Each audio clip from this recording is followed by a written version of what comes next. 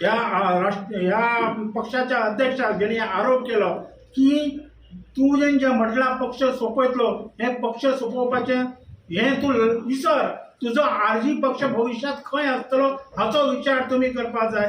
महाराष्ट्रादी गोमंतक कशें चलोवपाक जाय हे आमी आमचे आदरणीय नेते सुदीन ढवळीकर आणि दीपक ढवळीकर ह्याच्या नेतृत्वाखाली बऱ्या भशेन आमी पक्ष चलयता।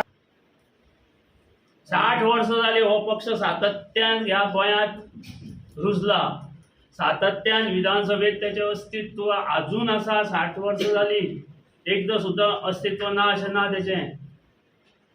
त्या पक्षा कडेन तुमी दुसऱ्याची तुलना करप, बीजेपीन काँग्रेसीन कोणी सोपोवपाचो प्रयत्न करूं ना हो पक्ष। सांगता की मोव पक्ष आपूण सोपयतलो म्हणून, हें साद्या मनशाचें काम न्हूच। कित्याक मोठ्या मोठ्या लोकांनी प्रयत्न केल्ले आनी तेंचे प्रयत्न सामान्यांतलो सामान्य मनीस हाडून काडूंक शकता अशें जावंक शकना। तेन्ना प्रत्येकान आपली पातळी पळोवची, आपली उंची पळोवची आनी त्या प्रमाणे पळोवचें असो आमी ताका गंभीर हिसाब दिता। आणि काल सकाळी खंय तरी जो 4-5 वर्सां पयलीं नवो पक्ष जाल्लो आहा आणि त्या पक्षाचे नेतृत्व बिनधास्त राजकारणात खंय तरी सुचिता आसपाक जाय। खंय तरी बाबा थोडेशें आपूण पथ्य पाळपाक जाय काय बाबा दुसरो सुद्दां पक्ष त्या पक्षाक खंय तरी तितलें इम्पॉर्टंट आहा।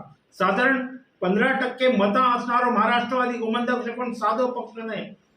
पण काय सकाळी जगा 5 वर्सां जावंक ना, त्याचो फक्त एकच आमदार ह्या गोंयच्या विधानसभेत येला आणि तो आज इशारो करता की तुका सुदीन ढवळीकर तुका सोपयतलो, दीपक ढवळीकर तुका सोपयतलो, महाराष्ट्रवादी गोमंतक पक्ष आपूण सोपयतलो। म्हणजे गोवा म्हणजे तू कितें जाला, तू स्वता हिटलर जाला कितें अशें म्हाका विचारूंचें दिसता। माणसान राजकारण करतना खंय तरी आपले चारित्र स्वच्छ आसपाक जाय, तरच लोक तुका एक्सेप्ट करता।